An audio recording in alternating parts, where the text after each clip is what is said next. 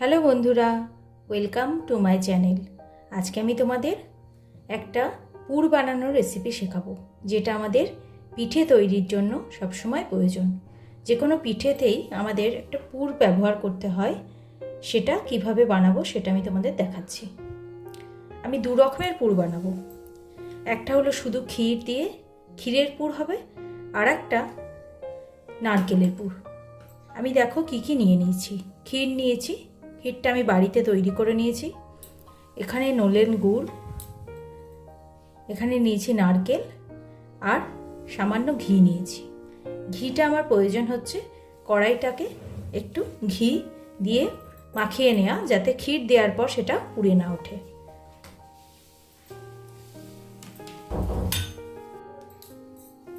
পুর বানানোর জন্য আমি গ্যাসে কড়াইটা বসিয়ে দিয়েছি। এটা একটু গরমও হয়ে গেছে।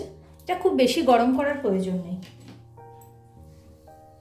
এবার এতে আমি 1 চামচ ঘি দিয়ে দেব। 1 চামচ, তার থেকে একটু বেশিও দেওয়া যেতে পারে।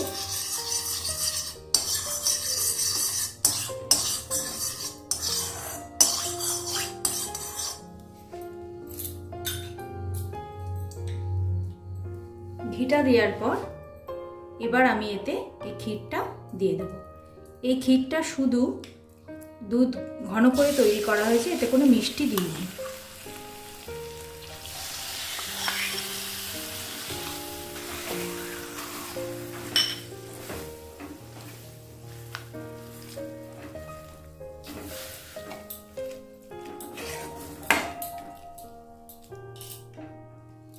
এই ক্ষীরের মধ্যে এবার আমি 2 টুকরো পাটালি গুড়ের টুকরো, নলেন গুড়ের যে পাটালি বলে সেটা 2 টুকরো দেব।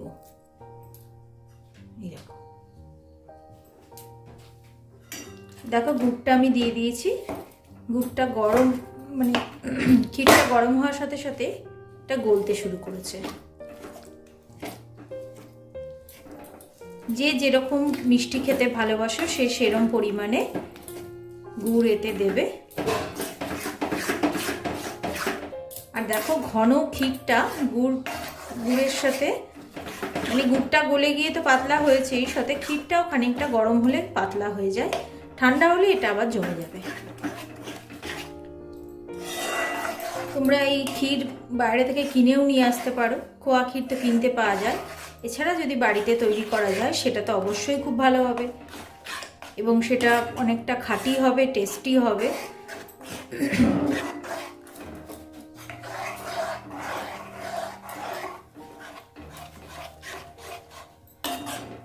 পাটিসাপটা বলো, সেদ্ধ পিঠে, দুধ পুলি, সমস্ত কিছু মানে তৈরি করতেই আমাদের তাতে ক্ষীরের পুর বা নারকেলের পুর দিতে হয়।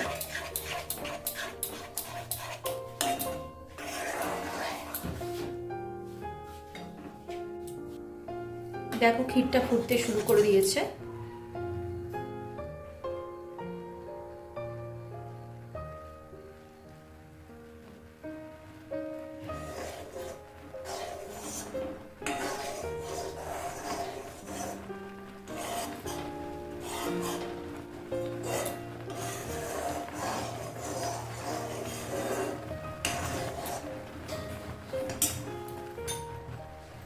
এটা কতটা মিষ্টি হয়েছে আমি একটু সামান্য তুলে টেস্ট করে দেখছি।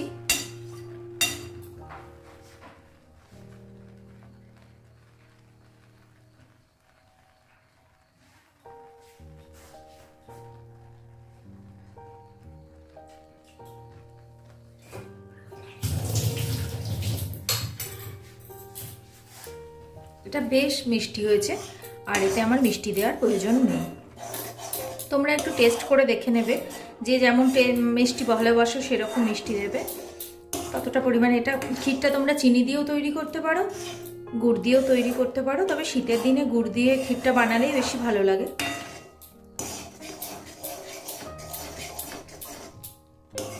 এই ক্ষীরটা রেডি হয়ে গেছে।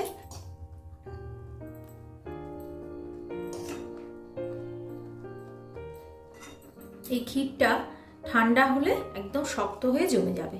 আমি তোমাদের পরে সেটা দেখাচ্ছি। এবার যে পরিমাণ ক্ষীর রয়েছে, এবার আমি এটাতে নারকেলের পুরটা তৈরি করব। নারকেলের পুর তৈরি করার জন্য খুব বেশি ক্ষীরের দরকার নেই।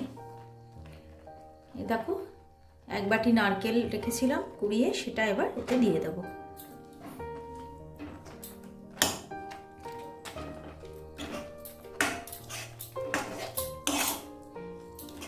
এবার নারকেলটা দেওয়ার জন্য এতে আমি আরেকটু মিষ্টি দেব।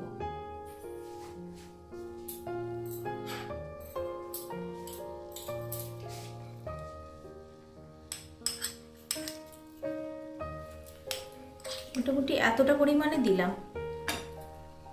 দেখি পরে যদি মিষ্টি লাগে সেটা দেখে আবার দিয়ে দেব।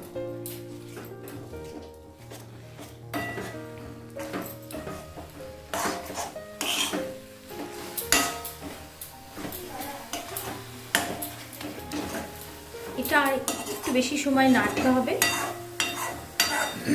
ক্ষীরটা যাতে মানে নারকেলটা যাতে ক্ষীরের সাথে সুন্দরভাবে নরম হয়ে যায়।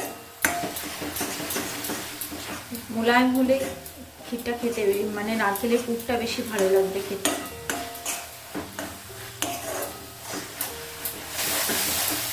গ্যাসটা মোটামুটি ফ্লেম মানে মিডিয়াম ফ্লেমে রাখবে।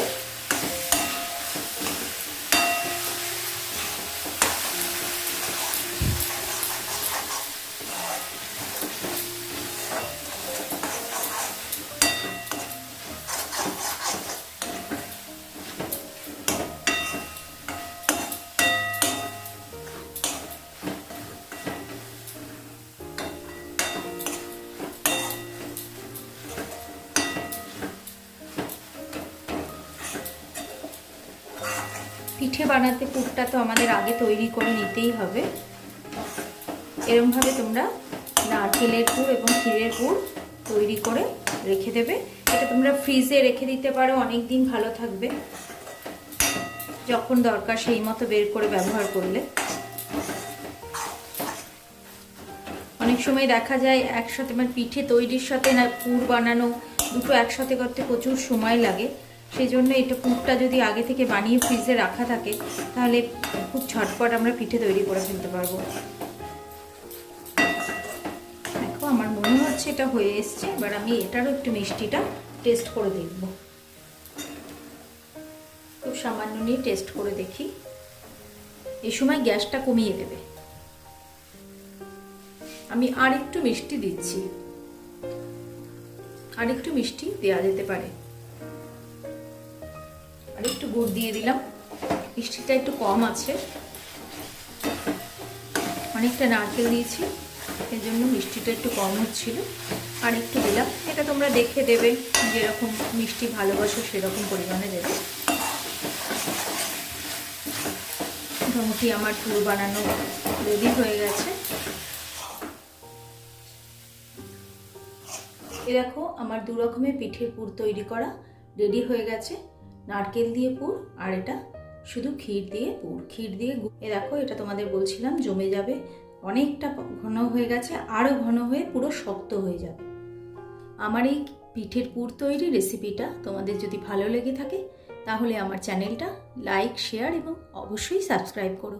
Thank you.